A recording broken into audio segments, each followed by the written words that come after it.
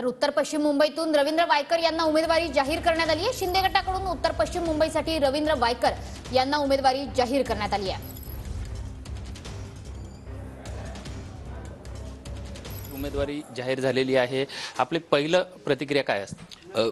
आनंद झाला आणि त्याबद्दल माननीय मुख्यमंत्री एकनाथजी शिंदे, युतीचे सर्व ज्येष्ठ नेते या सर्वांचं मी आभार मानतो। समोर जो कोणी उभा असेल त्याचं आव्हानच असतं, पण ते आव्हान तुम्ही केलेल्या कामाच्या माध्यमातून ते भरून काढायचं असतं, त्याला सामोरं जायचं असतं। नुसतं त्याला तो वाईट आहे म्हणून मला मत द्या नाही, तर तुम्ही किती चांगले आहात आणि तुम्ही किती चांगलं काम करू शकता म्हणून मला मत द्या। आणि जिंकून येऊन लोकसभेत जाईन। माननीय पंतप्रधानांचे जे विचार आहेत ते अंमलात आणण्यासाठी तिथे मी त्यांना मोदी साहेबांना माननीय पंतप्रधान नरेंद्र मोदीजी यांना माझं नक्कीच सहकार्य असणार आहे। त्यांचं सहकार्य आम्हाला मिळून आम्ही महाराष्ट्राचं भलं करू।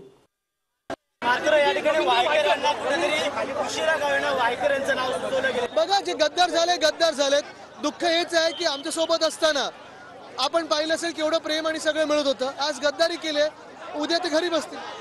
आणि याच ठिकाणी आदित्य ठाकरे या ठिकाणी आलेले आहेत। कशा प्रकारचे वातावरण आहे? आपण पाहता इथे आमच्या सोबत भावी खासदार उभे आहेत आणि 4 जूनला अशीच विजयाची मिरवणूक इथे निघणार आहे शिवसेना उद्धव बाळासाहेब ठाकरे या पक्षाची। भगवा वादळ या ठिकाणी दिसून येत आहे। नक्कीच भगवा वादळ आहे। सगळे इतर झेंडे देखील आमच्या सोबत आहेत, कारण हा देशाचा आवाज आहे। हा आवाज प्रत्येक कानाकोपऱ्यातून येणारा आहे। हा लोकशाहीचा आवाज आहे, संविधानाचा आवाज आहे।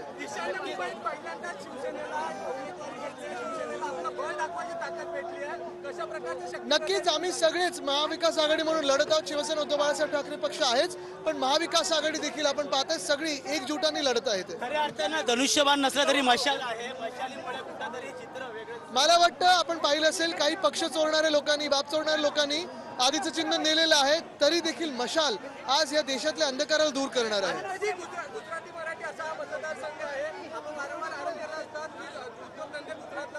नक्कीच स्थानिक गुजराती आमच्या सोबत आहेत, कारण इकडच्या देखील स्थानिकाला प्रत्येकाला वाटत आहे की इकडचे उद्योगधंदे, महाराष्ट्रातले उद्योगधंदे हे गुजरातला चाललेले आहेत। आणि दुसरी गोष्ट म्हणजे मंत्रालय देखील तिथे हलवतील भाजपावाले, ही भीती सगळ्यांमध्ये आहे।